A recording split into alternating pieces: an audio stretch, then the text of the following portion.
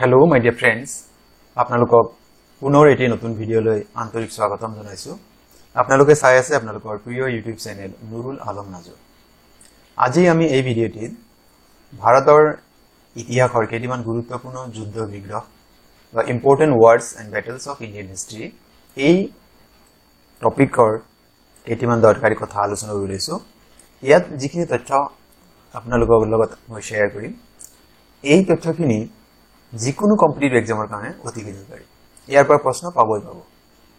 গতিকে আপোনালোকে কাইণ্ডলি যিখিনি ইনফৰমেশ্যন আপোনালোকক শ্বেয়াৰ কৰা হয় কাইণ্ডলি নোট ডাউন কৰি ল'ব আৰু এই ভিডিঅ'টি আপোনালোকৰ যিমান বন্ধু বান্ধৱীয়ে বিভিন্ন পৰীক্ষাৰ প্ৰস্তুতি চলাই আছে তেওঁলোকৰ লগত শ্বেয়াৰ কৰি দিব।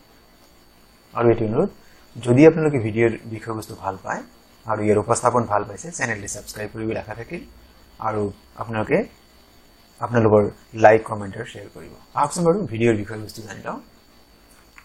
ইয়াত চাওক important wars and battles of Indian history.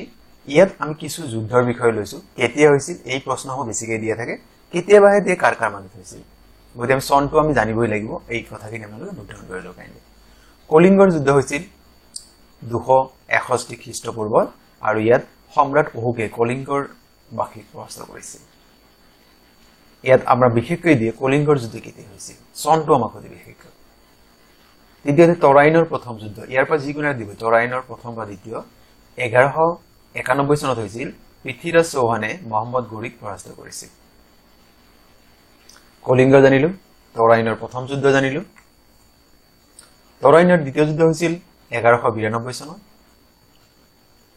আৰু ইয়াত মহম্মদ ঘুৰিয়ে পৃথ্বীৰাজ চৌহানক পৰাস্ত কৰিছিল। প্ৰথমটো আছিল তৰাইনৰ প্ৰথম যুদ্ধত পৃথ্বীৰাজ চৌহানে মহম্মদ ঘুৰিক পৰাস্ত কৰিছিল। এইটো অতি দৰকাৰী, যিকোনো পৰীক্ষাত প্ৰায় পাবই পাব আপুনি। সেইটো হৈছে পানিপথৰ প্ৰথম যুদ্ধ আৰু ইয়াৰ চন আছিল 1526 চন আৰু ইয়াত বাবৰে ইব্ৰাহিম লোধিক পৰাস্ত কৰিছিল। পানিপথৰ তিনিটা যুদ্ধ আপুনি মনত ৰাখিব, এটা পাবই পাব। পানিপথৰ দ্বিতীয় যুদ্ধ হৈছিল 1556 চন। প্ৰথমটো হৈছিল 1/5/1526, দ্বিতীয়টো 1556। আকবৰে হিমুক পৰাস্ত কৰিছিল আৰু পানিপথৰ তৃতীয় যুদ্ধ যিটো আছিল 1761 চনত আৰু ইয়াত আহমেদ শাহ আবদালীয়ে মাৰাঠা বাহিনীক পৰাস্ত কৰিছিল। আপুনি এই তিনিটা চন কৰবাত পানিপথৰ প্ৰথম 1526, দ্বিতীয়টো 1556 আৰু তৃতীয়টি 1776। Third battle of Panipat 1761, second battle of Panipat 1556, first battle of Panipat 1526। আপনি এই তিনিটা নোট ডাউন কৰি ললে প্ৰায় পৰীক্ষাত আপনি ইয়াত পাবই পাব। পৰৱৰ্তী কথা, হালদিঘাটিৰ যুদ্ধ হৈছিল 1576 চনত। হালদিঘাটিৰ যুদ্ধ, ইয়াত ৰাজা মানসিঙৰ নেতৃত্বাধীন মোগল সৈন্য আৰু মেৱাৰৰ ৰাণা প্ৰতাপৰ মাজত এই যুদ্ধ অমীমাংসিত, কোনো জিকা হাৰা হোৱা নাছিল, অমীমাংসিতভাৱে সমাপ্ত হৈছিল। অতি দৰকাৰী কথা হৈছে পলাচীৰ যুদ্ধ কেতিয়া হৈছিল, 1757 চনত পলাচীৰ যুদ্ধ। ইয়াত ব্ৰিটিছ সেনাই সিৰাজউদ্দৌলাক পৰাস্ত কৰিছিল। আপোনালোকে ৰবাৰ্ট ক্লাইভৰ নাম নিশ্চয় শুনা পাইছে। তেওঁ ইংৰাজ বাহিনীৰ নেতৃত্ব প্ৰদান কৰিছিল আৰু মোগল বাহিনীৰ নবাব সিৰাজউদ্দৌলাৰ নেতৃত্ব দিছিল আৰু এই যুদ্ধত ব্ৰিটিছ সেনাই সিৰাজউদ্দৌলাক পৰাস্ত কৰি ব্ৰিটিছৰ সাম্ৰাজ্যৰ পাতনি মেলিছিল। ইয়াতে মানে আটাইতকৈ ডাঙৰ সাফল্য হৈছে ব্ৰিটিছৰ। বক্সাৰৰ যুদ্ধ হৈছিল 1764। ইয়াত ব্ৰিটিছে নবাব সিৰাজউদ্দৌলা, মীৰ কাছিম আৰু মোগল শাসক শাহ আলম দ্বিতীয়ৰ যৌথ সেনাক পৰাস্ত কৰিছিল। প্ৰথম ইং মাৰাঠা যুদ্ধ, first Anglo Maratha war 1775 to 1782। ইয়াত মাৰাঠা শাসকসকলে ব্ৰিটিছ ইষ্ট ইণ্ডিয়া কোম্পানীক হৰুৱাইছিল। First Anglo Maratha war. Second Anglo Maratha war 1803 পৰা 1805। ইয়াতো ব্ৰিটিছ ইষ্ট ইণ্ডিয়া কোম্পানী মাৰাঠাসকলক হৰুৱাইছিল। আৰু তৃতীয় মাৰাঠা যুদ্ধ আছিল তৃতীয় ইং Maratha, third Anglo Maratha war 1817 to 1818। ইয়াত ব্ৰিটিছ ইষ্ট ইণ্ডিয়া কোম্পানী মাৰাঠাসকলক হৰুৱাইছিল। পৰৱৰ্তী, প্ৰথম ইং Mysore war, first Anglo Mysore war বা প্ৰথম ইং মহীশূৰ যুদ্ধ 1734 পৰা 1764 চন। ইয়াত মহীশূৰৰ শাসক আৰু ব্ৰিটিছ ইষ্ট ইণ্ডিয়া কোম্পানীৰ মাজত যুদ্ধ হৈছিল সেকেন্ড এংলো-মাইসুৰ ৱাৰ 1780 to 1784 মহীশূৰৰ শাসক আৰু ব্ৰিটিছ ইষ্ট ইণ্ডিয়া কোম্পানীৰ মাজত যুদ্ধ হৈছিল আটাইতকৈ বেছি গুৰুত্বপূৰ্ণ চতুৰ্থ যিটো আছে তৃতীয় ইংগ মহীশূৰ যুদ্ধ বা থাৰ্ড এংলো-মাইসুৰ ৱাৰ 1790 to 1792 ইয়াতো মহীশূৰৰ শাসক আৰু ব্ৰিটিছ ইষ্ট ইণ্ডিয়া কোম্পানীৰ যুদ্ধ হৈছিল আৰু ফোৰ্থ এংলো-মাইসুৰ ৱাৰ 1799 ইয়াত মহীশূৰৰ শাসক আৰু ব্ৰিটিছ ইষ্ট ইণ্ডিয়া কোম্পানীৰ মাজত যুদ্ধ হৈছিল মহীশূৰৰ শাসক আছিল টিপু সুলতান যাক আমি টাইগাৰ অফ মাইসুৰ বুলি কোৱা হয় এই যুদ্ধত পৰাস্ত হৈছিল চনটো আছিল 1799 আৰু এই আছিল ফোৰ্থ এংলো-মাইসুৰ ৱাৰ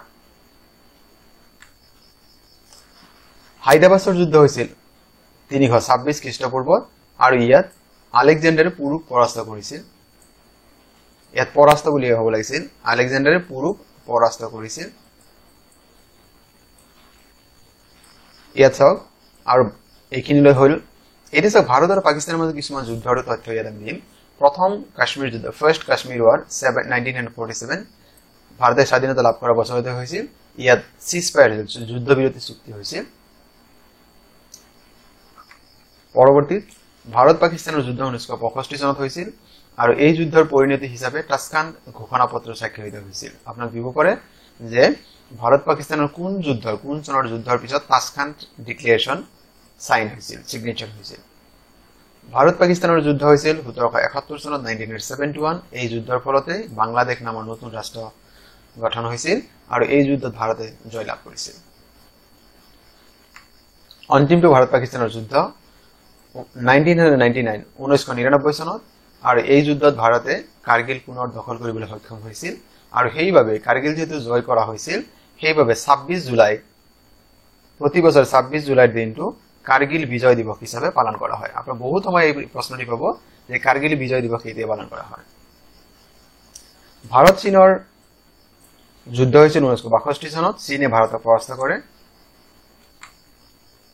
প্ৰথম ইংগ-বাৰ্মা এংলো-বাৰ্মা ৱাৰ ফাৰ্ষ্ট এংলো-বাৰ্মা ৱাৰ 1824 to 1826 ইংৰাজে বাৰ্মাক পৰাস্ত কৰিছিল বাৰ্মা বাহিনীক সেকেন্ড এংলো-বাৰ্মা ৱাৰ 1852 1853 ইয়াতে ইংৰাজে বাৰ্মাক পৰাস্ত কৰিছিল প্ৰত্যেকটো যুদ্ধত বাৰ্মা পৰাস্ত হৈছিল ইংৰাজসকল জয়ী হৈছিল থাৰ্ড এংলো-বাৰ্মা ৱাৰ এই যুদ্ধ হৈছিল 1855 চনত আৰু এই যুদ্ধটো ইংৰাজে বাৰ্মা বাহিনীক পৰাস্ত কৰিছিল এইখিনি আচলতে ভাৰত আৰু ভাৰত আৰু ইয়াৰ প্ৰতিবেশীৰ মাজৰ কিছু যুদ্ধ দুটা কথা যেটোৰ লগত ভাৰত প্ৰত্যক্ষভাৱে জড়িত নহয় যদিও ইয়াতে ভাৰতৰ ইতিহাসৰ হিচাপে আমি দুটা যুদ্ধৰ বিষয়ে আৰু আপোনালোকক সংযোগ কৰিব ওলাইছো সেইখিনি হৈছে প্ৰথম বিশ্বযুদ্ধ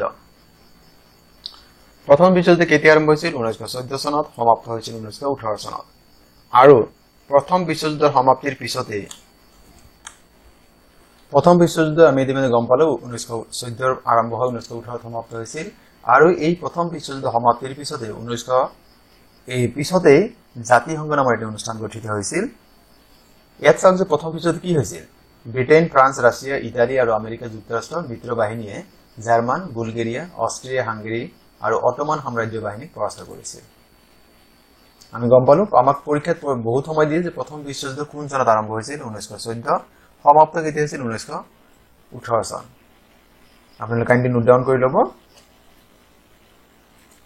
মই ওকে কেতিয়া সাফা কৰি দিয়া গৈছে আৰু দ্বিতীয় বিশ্বযুদ্ধ হৈছিল 1939 চনত 1939 আৰু সমাপ্ত হৈছিল 1945 সেকেন্ড ওয়াৰ্ল্ড ওয়াৰ ইয়াত Britain France Australia Canada New Zealand Russia আৰু আমেৰিকা যুক্তৰাষ্ট্ৰৰ মিত্ৰ বাহিনীয়ে জাৰ্মান ইটালী আৰু জাপান বাহিনীক পৰাস্ত কৰে এইটো আছিল দ্বিতীয় বিশ্বযুদ্ধৰ কথা গতিকে আপোনালোকক প্ৰায় পৰীক্ষা দিয়া থাকে যে দ্বিতীয় বিশ্বযুদ্ধ কেতিয়া আৰম্ভ হৈছিল 1939 চনত কেতিয়া সমাপ্ত হৈছিল 1945 চন আৰু এই দ্বিতীয় বিশ্বযুদ্ধ সমাপ্তিৰ পিছতে 1945 চনৰ 24 অক্টোবৰ তাৰিখে ৰাষ্ট্ৰসংঘৰ নামৰ আন্তঃৰাষ্ট্ৰীয় সংগঠনৰ গঠন হৈছিল নিশ্চয় আপোনালোকে এইখিনি ইতিমধ্যে বিভিন্ন প্ৰশ্ন প্ৰস্তুত কৰি তাৰ সেই বিষয়ে আপোনালোকে প্ৰশ্ন পাইছে মোৰ বন্ধু বান্ধৱীসকল আজিৰ ভিডিঅ'ৰ বিষয়বস্তু মানে আপোনালোকে কেনে পালে এই তথ্যখিনি আপোনালোকে মোক জনাব কমেন্ট যোগে জনাব বুলি আশা থাকিল আৰু আজিৰ এই ভিডিঅ'টি সম্পূৰ্ণকৈ চোৱাৰ বাবে আপোনালোকক অশেষ ধন্যবাদ